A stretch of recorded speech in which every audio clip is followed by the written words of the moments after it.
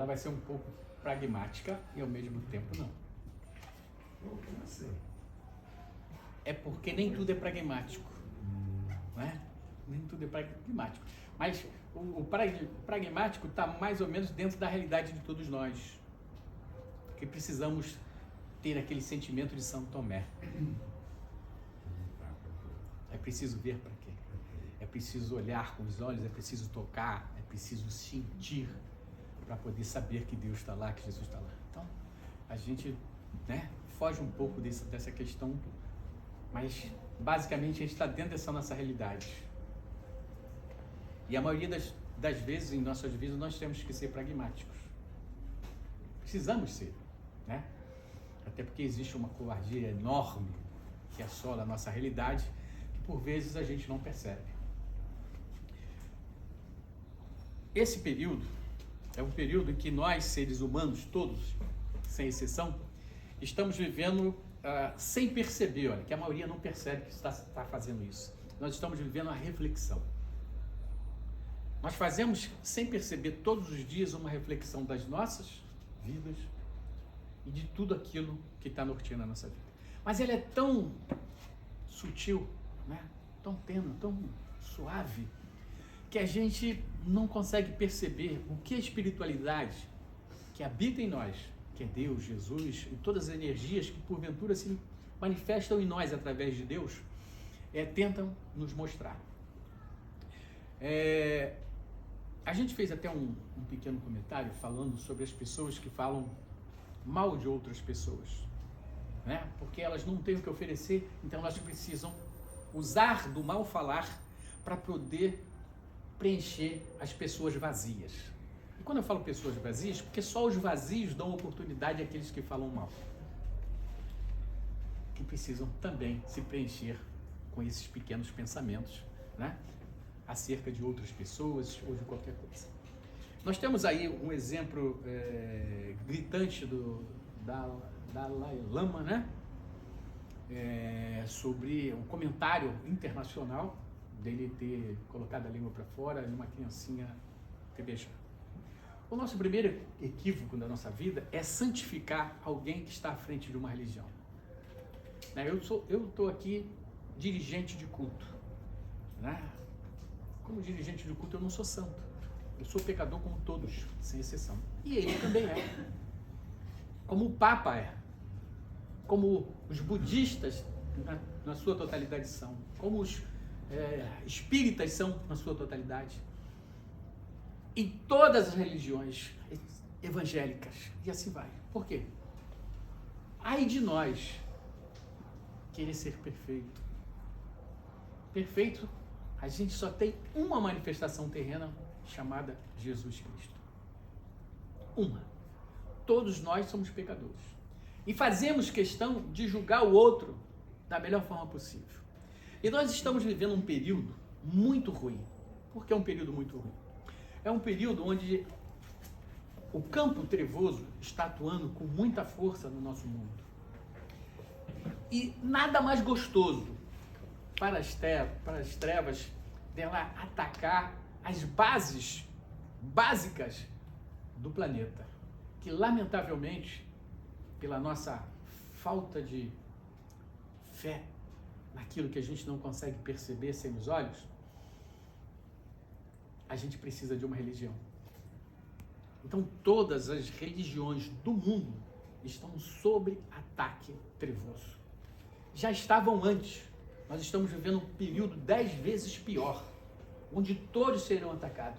Porque a proposta das trevas é mostrar para vocês que lá não tem Deus, que aquelas pessoas são podres, que aquelas pessoas não prestam, que aquelas pessoas são ruins, que aquelas pessoas são safadas, são enganadoras.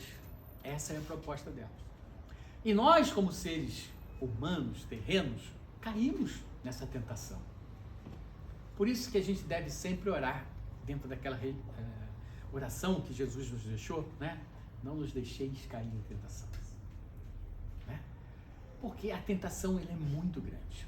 A outra observação que vocês precisam ter é que ele mesmo nos diz que nós não temos força contra os espíritos que nos atacam. Porque eles não atacam como uma briga de uma pessoa com outra. Eles vêm com uma falange. Eles vêm com um grupo. Né? E às vezes você pensa que está se norteando por uma verdade e você está sendo levado por uma maldade tão incrível que para você é maravilhosa e você não enxerga o tamanho da dor que você vai causar em você mesmo. Então, quando a gente fala dessa realidade que a gente está vivendo, a gente não consegue perceber o quanto nós somos capazes de julgar o outro, né? Eu vejo quantas pessoas julgam as pessoas que são homoafetivas. Olha, se a pessoa feminina decidiu ser lésbica, isso é problema dela, o corpo é dela. Não cabe a mim criar qualquer tipo de preconceito com relação a isso. Se o homem decidiu, né, ser um homoafetivo lá, isso é um problema dele.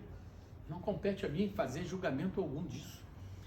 Mas compete a mim, dentro do meu processo de não aceitação, em função de entender a lei divina, compreender a fraqueza humana. Porque tudo é feito para nos distrair e nos tirar desse centro maravilhoso que é Deus. Porque não é fácil. Bota na cabeça de vocês que não é fácil. E tudo isso que a gente vive está escrito há mais de 2.000 anos. O problema todo é que a gente não tem essa preocupação de ler, a gente tem a preocupação de participar de alguma coisa. E às vezes dentro do movimento, a gente se perde dentro da realidade de quem somos. E por vezes provocamos a não aceitação de nós mesmos para viver a imposição do outro. Olha que bacana. E não precisa mudar o foco. Veja bem, você é uma mulher casada com um homem que te açoita, que te bate. E você não vai embora, e você não denuncia, né? E aquilo é maravilhoso, e você continua dizendo que a pessoa te ama, embora ele te espanque. Olha que coisa interessante. O quão distraído, o quão distante de Deus está essa pessoa que se permite viver essa situação. É importante que a gente tenha uma visão espiritual relacionada à fé e à razão. Porque fé e razão, elas precisam caminhar juntas. A gente não tem como objetivo separar isso. Da mesma forma é a ciência. Como separar a ciência de Deus? Como fazer o que tentam sempre, tirar Deus da ciência? É algo impossível. Um grande palestrante, amigo de uns amigos, né? Ele numa palestra, ele fala justamente sobre essa composição humana. O quanto é basicamente impossível para eu criar uma mulher ou para eu criar um homem. É preciso que eu tenha conhecimentos científicos suficientes para formar um outro ser. E olha que bacana, dessa união de um homem com uma mulher, esperma e óvulo, surge algo inesperado. Esse inesperado pode ser homem ou pode ser mulher, né? Um feto feminino ou um feto masculino. Olha que coisa fantástica. Que ser teria a capacidade de criar isso? Somente alguém que estaria acima do processo criador, que é Deus. Então, a gente precisa parar e fazer uma reflexão no contexto julgamento dos erros dos outros. Porque lá também tem algo que diz assim, como eu estou nesse plano terra, se eu ainda não errei, eu vou errar um dia. Então não julgue nem cuspa pro alto. Porque todos vocês, inclusive eu, vamos errar, querendo ou não. Olha que coisa bacana. Querendo ou não. Eu vou dar um exemplo muito bacana de um equívoco, que é um erro, mas que a pessoa acha que é fantástico. Eu sou uma pessoa maravilhosa, viu, gente? Eu nunca fiz mal para ninguém, mas também nunca fiz bem para ninguém. Porque eu nunca me doei a uma ação social, eu nunca me doei a um trabalho espiritual, eu nunca me doei financeiramente, eu nunca me doei fisicamente. Eu tô quietinha no meu canto, né? Pá, uma pessoa quieta, que não faz nada e tal. É uma boa pessoa? É uma boa pessoa? É uma pessoa neutra. pessoa neutra. E sabe como é que funciona isso na nossa vida? É essa não percepção. Porque isso não se encaixa dentro do pragmatismo. Por que não se encaixa?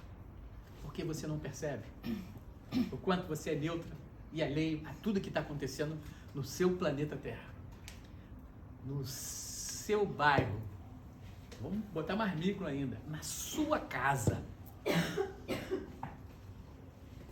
com você. Olha aí, cheguei até você.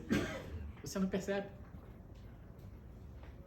Você vive uma série de situações, mas você não consegue, por falta do autoconhecimento, interpretar e entender o que está se passando contigo.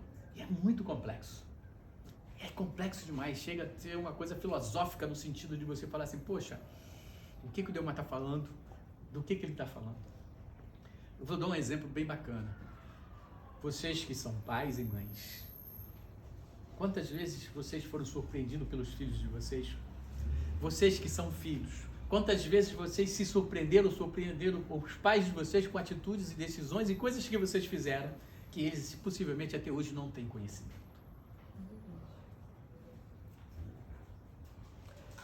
Olha que coisa fantástica. Conseguiram captar? Então, nós todos estamos em cima do muro. Nós todos. Porque tudo está acontecendo à nossa volta. E nós fazemos parte dessa situação, mas fazemos de tudo para não fazer parte dela. Embora sejamos parte. Olha que coisa bacana. Ah, eu não estou envolvido nisso. Claro que está. Todos nós fazemos parte disso. Como é que a gente faz para mudar isso? Não sei. A gente não tem essa varinha mágica. Mas a única coisa que a gente sabe é que você pode dar o pontapé inicial, respirando fundo, trazendo para dentro de você essa delícia que é Deus, essa maravilha que é Jesus, essa maravilha que são os espíritos de qualquer religião. E Ele te dá a oportunidade de você visualizar uma outra realidade da sua vida. A descrença que está plantada em nós, que nós chamamos de falta de fé, ela é tremenda, que faz com que a gente desacredite de tudo. E a gente precisa, dentro do pragmatismo, tocar, ver com os próprios olhos, sentir na própria pele e no coração, para poder entender que este ser maravilhoso, que é Deus e todas as suas manifestações, existe. Então, que a gente possa usar de todas as possibilidades possíveis, dentro desta distração que o mundo nos oferece, de tirar 5 minutos, 10 minutos, 1 hora, quem sabe, para se autoconhecer, se autoperceber, né? Se beliscar, para realmente entender o que é estar vivo. E daí, você começar a vislumbrar quem é você, qual é a sua real capacidade e a sua possibilidade de fazer parte de algo melhor, não de ser o comentarista das falhas alheias, não de ser a pessoa que vai apontar o erro do outro. Porque é muito fácil a gente ficar em cima do muro. Não é assim, senhor Roberto? Em cima do muro? Que você falou? Porque eles são uma missão, né? É muito fácil a gente ficar alheio nas coisas. Então a gente precisa mudar esse sentimento, essa verdade em nós. Eu sei que não é fácil, porque eu vivo essa vida e eu sei que não é. Mas é fácil você poder determinar para você um tempo para você. Como é que você pode fazer isso? O dia tem 24 horas. Dessas 24 horas, você tira mais ou menos entre 4 e 8 horas para dormir. Né? Algumas pessoas, entre 4 e 8 horas para dormir. Então você já tem, vamos arredondar para 8 para cima, você agora tem 16, não é isso? Você tem 16. Dessas 16, 9 você trabalha, não é isso? 8 mais 1 hora de almoço, 9 você trabalha. Então sobrou 7. Dessas 7, você gasta mais 2 horas em condução, indo e voltando para casa, mais 1 hora bebendo um chopinho com uma pessoa, batendo um papo, às vezes é mais do que isso, mas vamos dizer que se sobre 1 hora. Dessa 1 hora você consegue tirar 30 minutos para você? Consegue, o problema é que ninguém faz isso. Quantas vezes você tirou 30 minutos para você? Nesse tempo todo que você tem de vida. Não faz ideia. Não, já não tirou. Quanto tempo... Vitória, teu nome, né? Quanto tempo a Vitória parou para conversar com a Vitória? Nunca parou, né? Para entender a Vitória. Não.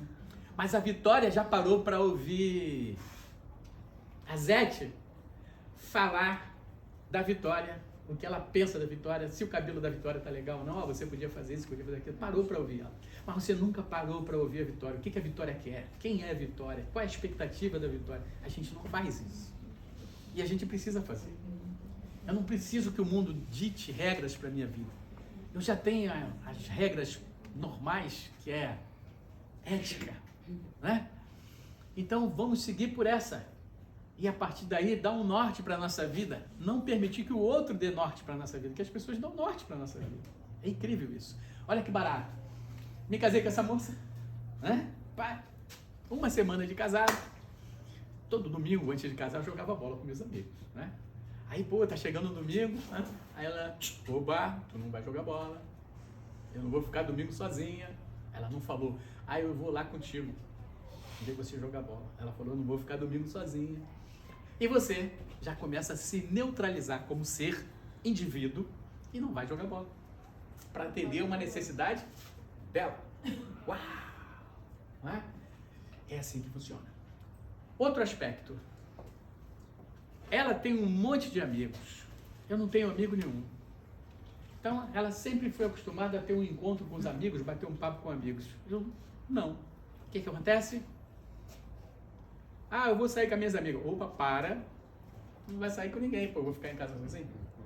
Né? Percebam. A sala permitiu, né? Então, é só para vocês entenderem. É só para vocês entenderem o quanto a coisa é complexa. Mas o quanto você pode mudar isso. E essa mudança não depende dos outros, depende de você. Porque dar um norte na sua vida é só você que pode dar. Aquelas pessoas, eu acho isso mó barato, né? Que culpam os outros pelas suas perdas, pelas suas derrotas, né? Pelo mal acontecido. Vamos culpar o outro, é muito mais fácil. Por que eu não me responsabilizo? Né? Eu tinha que acordar cedo. Pô, pai, mãe, vocês não me acordaram? Eu tinha que... Peraí, sou eu que tenho um compromisso ou é você que tem um compromisso? Né? Ou o outro? A gente precisa olhar... É assim, né? Então, a gente precisa olhar de outra maneira a nossa vida. A gente tem que ter a nossa independência e a gente tem que ter a nossa verdade, sem que a verdade alheia infrinja isso. O problema é que a gente não vive a gente. O dia que vocês viverem vocês vão entender perfeitamente o que eu estou falando. E vão dar um norte na vida de vocês. Porque normalmente o norte que nós estamos vivendo é aqueles que ditaram pra gente. Olha que bacana. Você tem que ser isso, você tem que fazer aquilo, você tua vida não vai para frente, e você acredita nisso, né? E o que você vai construir? Nada. O importante é você construir.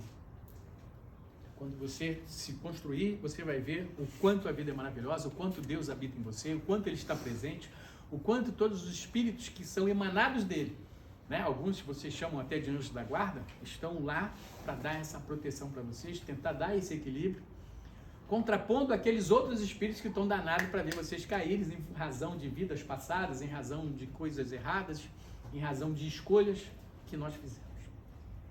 Então, que Deus nos permita, dentro desse pragmatismo, né, fazer com que o ver, o sentir, o provar, né, o comprovar, seja, na verdade, a realização e não a busca. Que a gente possa se realizar como ser humano, como gente, como pessoa. E que a gente possa sempre acolher o outro. E outra coisa muito bacana dentro disso.